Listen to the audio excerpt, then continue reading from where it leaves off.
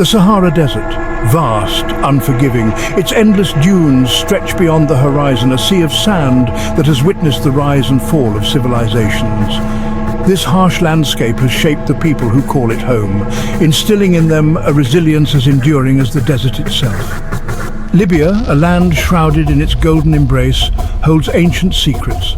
Beneath the sands lie remnants of a storied past, from the ancient Garamantes to the Roman Empire. These artifacts tell tales of a time when Libya was a crossroads of cultures and commerce, a vital link in the chain of human history. Before the world knew Muammar Gaddafi, Libya knew a different kind of silence. The towns and villages, untouched by the chaos of modern politics, thrived in their own quiet way. Life moved at a slower pace and the people lived in harmony with the land and each other. King Idris ruled, a time of peace, some say, but even deserts whisper. Change was coming. Under his reign, Libya experienced a semblance of stability, yet beneath the surface the seeds of transformation were being sown. The whispers of discontent grew louder, hinting at the upheaval that lay ahead. Tribes held power, their loyalties shifting like the sands. These tribes, with their deep-rooted traditions and customs, played a crucial role in the social fabric of Libya. Their alliances and rivalries shaped the political landscape, creating a delicate balance of power that was constantly in flux. Oil, black gold, lay beneath the surface, a promise of wealth and a curse in disguise.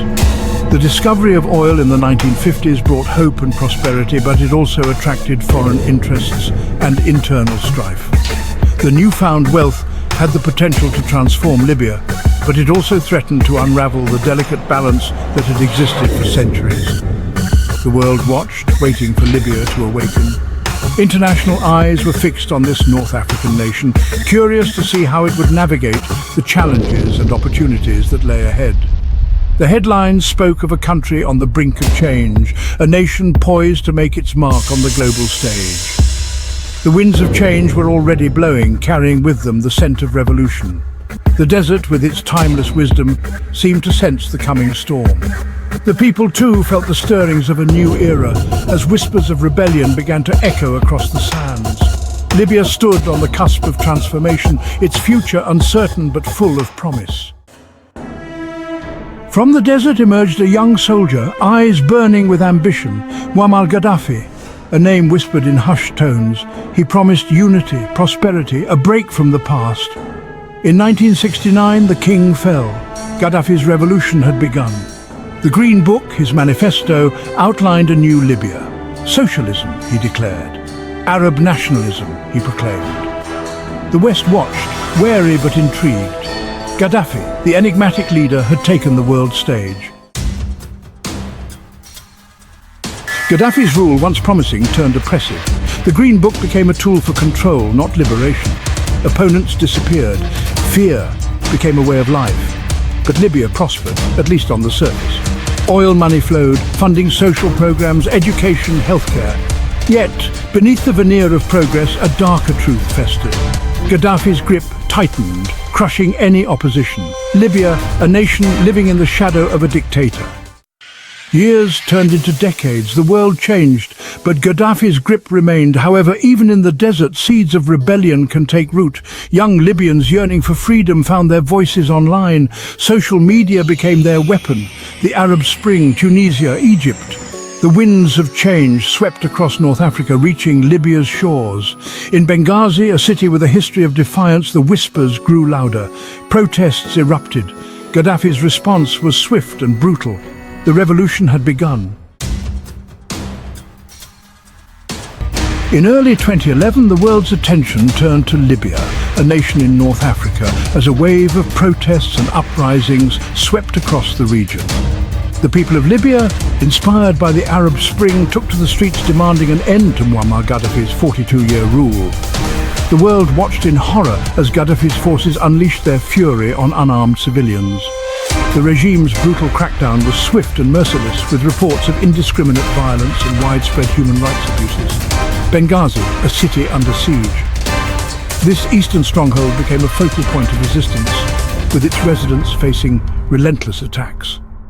The city's infrastructure crumbled under the weight of the conflict, and its people endured unimaginable suffering. The internet flooded with images of the carnage. Social media platforms became a lifeline for the besieged, broadcasting the horrors to the global audience. Videos and photos of the violence went viral, sparking outrage and calls for action. The international community condemned Gaddafi's actions. Sanctions were imposed. World leaders from the United States to the European Union voiced their disapproval and demanded an end to the bloodshed. But would it be enough? Many questioned the effectiveness of these measures. Could sanctions alone bring about change, or would they merely prolong the suffering of the Libyan people? The United Nations Security Council passed a resolution authorizing a no-fly zone over Libya. This move aimed to protect civilians from aerial bombardments and to curb Gaddafi's military advantage. A humanitarian crisis was unfolding. Thousands of Libyans fled their homes, seeking refuge from the violence. Humanitarian organizations scrambled to provide aid, but the scale of the crisis was overwhelming. The world held its breath. As the situation in Libya grew increasingly dire, the international community watched closely, hoping for a resolution but fearing the worst. Would intervention save the Libyan people or plunge the nation further into chaos? The debate raged on with no clear answers in sight. The future of Libya hung in the balance, a nation on the brink of an uncertain destiny. From the skies above, the roar of fighter jets. Operation Odyssey Dawn had begun. NATO forces, led by France, the United Kingdom and the United States, intervened in the Libyan conflict. Bombs rained down on Gaddafi's military installations. The tide seemed to be turning, but intervention is a double-edged sword: collateral damage, civilian casualties. The lines between liberation and destruction blurred. Gaddafi, defiant, vowed to fight to the death. The conflict raged on, a deadly dance between rebellion and intervention. Months of fighting. Gaddafi's forces, once invincible, crumbled. Sirte, his birthplace, became his final stand. Captured, humiliated, his reign of terror came to a violent end. The world watched, transfixed, as images of his lifeless body circulated.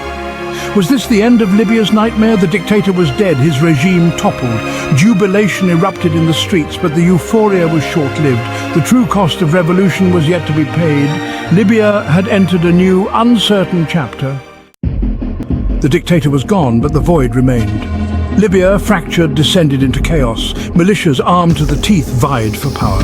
Tribal rivalries, long suppressed, resurfaced. The country, awash in weapons, became a breeding ground for extremism.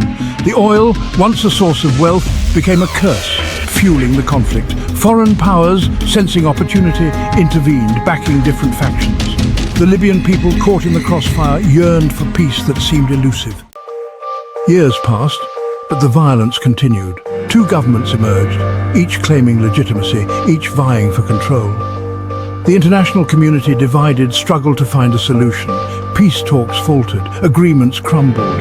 The Libyan people, their dreams of a better future shattered, faced a grim reality.